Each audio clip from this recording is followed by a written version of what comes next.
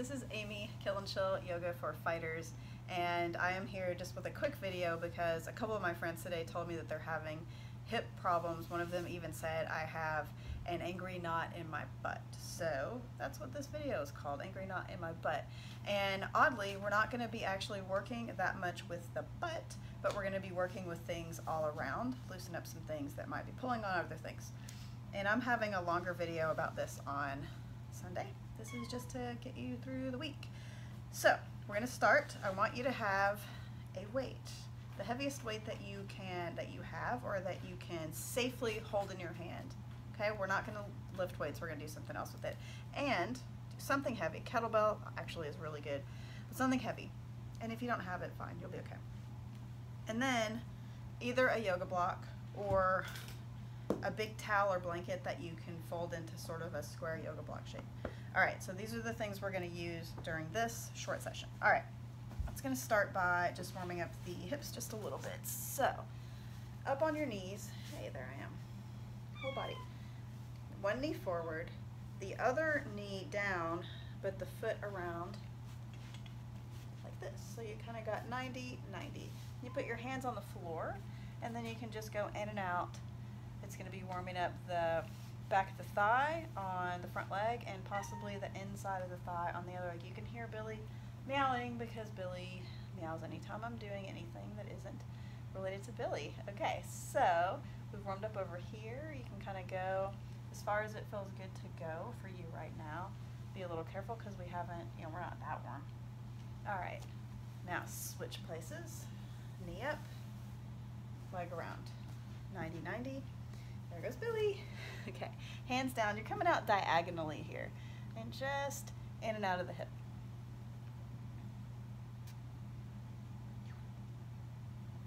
Yeah, I need that. Just got done teaching. A little bit sweaty and I need this myself.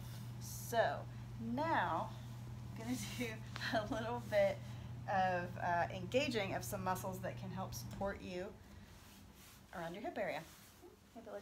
So I'm going to take this rectangular blanket or yoga block or whatever and put it in between my knees as I come down for bridge. So I want it in between the knees or the thighs, something that you can squeeze on.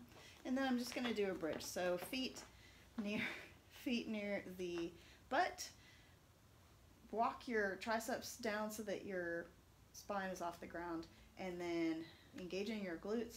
Lift your hips and squeeze that thing you have between your knees. Squeeze it, squeeze it, squeeze it. Now don't look at the video. You're gonna hurt your neck if you do that, but keep your shoulders wrapping under your back.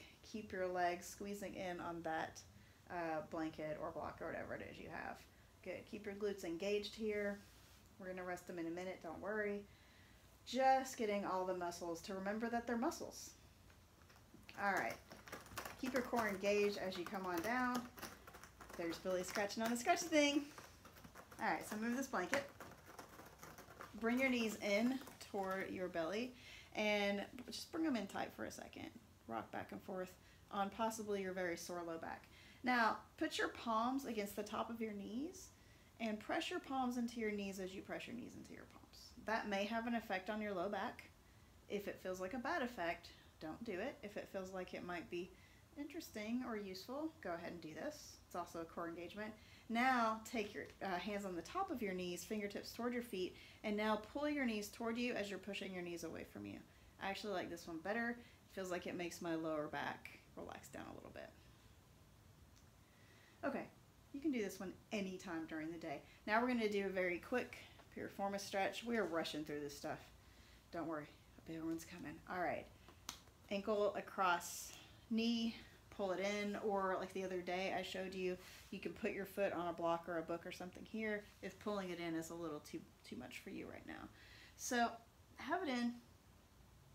You can just hold it. You can rock side to side. I kind of like doing that.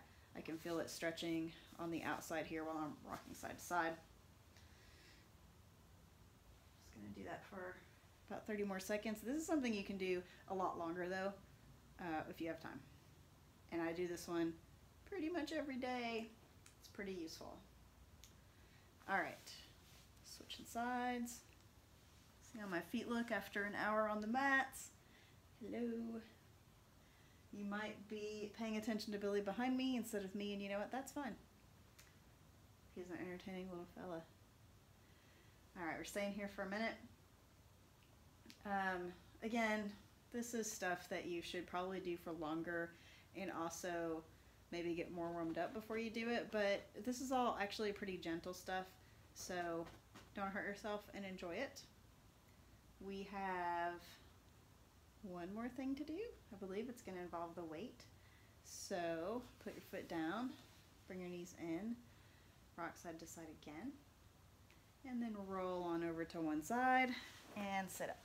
All right, so as I said before, the hips may hurt, but that may not be where the problem is. Could be muscles somewhere else pulling on things. So we're gonna just hit other things. If the hips hurt, maybe the quads are a problem. Maybe the hamstrings are a problem. We're gonna think about hip flexors and quads right now. So with this weight, minus 15 pounds, if you can safely hold a heavier one and you have it, cool. So kettlebell's better. Take the flat part of the weight and put it right up near the top of your hip. You may already start feeling that there's something there. Now we're just kind of like stir it around. There's something there. Very tight hip flexors here. Tight like top of my quads. And you can even go over to the side a little bit if you can comfortably hold it. I'm not trying to get you to hurt your shoulders or back while you're doing this, so you know, do what you can comfortably hold. And then you're just kind of driving it into the things that need it. And if you feel a little thing like I just felt, where as you run it over there, it goes ba-bump, ba-bump, ba-bump, ba-bump, and it's not a bone, which you shouldn't be doing this on. If it's a muscle, just do that a little bit more. Ow. This is painful, but after you're done with this, this leg will probably feel longer than the other leg. Now this is the type of thing, if I actually have a kettlebell on a lot of time, I can spend 15 minutes per quad, if maybe not longer. So this is the type of thing you can do, not every day, but you can do it really thoroughly, more thoroughly than we're gonna do it today. You can notice that I'm slowly moving down my quad. Again, do not put this on bone. As you get near the knee, just stop what you're doing. Be careful, you're not gonna drop it on your knee. I have found some stuff. There's always stuff like right here, and a lot of people seem to have that. So if you find it there and you just stay there longer, go ahead and stay there longer. It's fine. It's uncomfortable for me to sit here and not talk to you though. Okay, so there's that long on this leg, and then you would switch legs, and I'm gonna let you do that part on your own because now you know how to do it. Spend as much time as you need to, but don't overdo it. Like, don't cause yourself trouble. I would say not to do, for right now, more than about 10 minutes per quad. And remember that you can go down the outside. Carefully, you can go a little bit on the inside. That's a little more painful, and you can go all the way down the top. And we'll talk more about that next time. If you have a lacrosse ball, bring it with you next time we have that video. All right, see you Sunday. Go ahead and subscribe on all the social. Krav Maga ATX is the place I teach Krav, but this is Kill and Chill ATX. So subscribe to everything on both of those. All right, see you Sunday.